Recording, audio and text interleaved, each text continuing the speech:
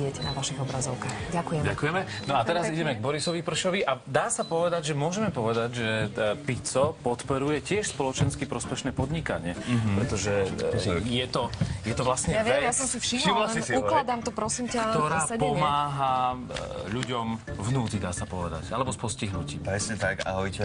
Pico sa stal krstným otcom jednej reštaurácie. Ono pôvodne to bola v centre Bratislavy kaviareň, kde handicapovaní ľudia predávali veľmi dobrú kávu. Poznám, chodievala som tam. No a oni sa teraz presunuli a už okrem teda tej kávy budete môcť tam ochutnať aj jedlo. Tak začali variť títo ľudkovia a naozaj krstným otcom sa stal Pico. Pokrstil pre neho asi tradične olivovým olejom a listy šalátu.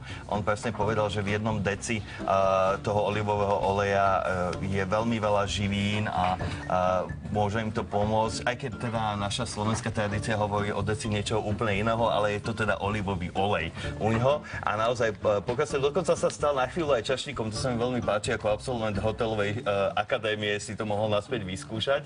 A naozaj on sa vlastne rozhodol podporiť tieto dievčatá. Inak toto sa mi tiež veľmi páči, ako okamžite išiel do toho okienka za tou kuchyňou a zisťoval teda, že čo je v tej, ak sa nemýlim, v štrúdli. To znamená, že si hľadal hneď nejakú inšpiráciu. Tak lebo Pico sa aj venuje kuchyni. Presne tak, napísal 2 knižky, Moje jedlo 1, 2 a práve o to ide. Naďka, tam ju vidíte na tom vozíčku, tak ona napísala Picovi mail, v ktorom ho teda poprosila, aby sa stal krstným otcom a rozhodli sa teda v ten daný deň aj hostiť tých ľudí jedlom z jeho knižky. No a môžeme si vypočuť krátky synchron o tom, čo vlastne Pico povedal na to, keď sa dozvedel, že má byť krstným otcom. Dobre.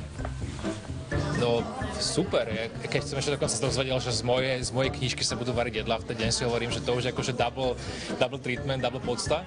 A jediný problém bol pre mňa, že počkaj, že pozriem si diár, že či môžem. A pre pravda, že nemohol som, tak to trošku akože dotlačili do termínu, keď som mohol, lebo som aj ja veľmi chcel, lebo to je to úžasná vec a hlavne tí ľudia, neviem, či si stihol všetko počuť, čo sa dnes dialo. Oni robia toľko vecí pre ďalších, pre ostatných, pre spoločnosť ako takú, čo si myslím, že v normálnej kaviarni nezažiješ, ani keby si tam zorganizoval neviem čo. A ešte jednu veľmi zaujímavú vec tam chystajú, to sú také, že temné večery, kde ľudia budú môcť ako hostia vlastne si vychutnávať jedlo a kávu v úplnej tme, aby videli, ako sa vlastne cítia nevidiaci. Pekné.